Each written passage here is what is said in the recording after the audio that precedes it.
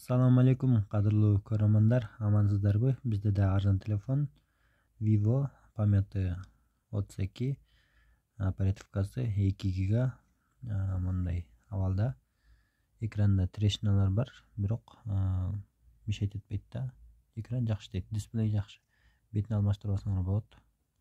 300-400 сомдо керек болот.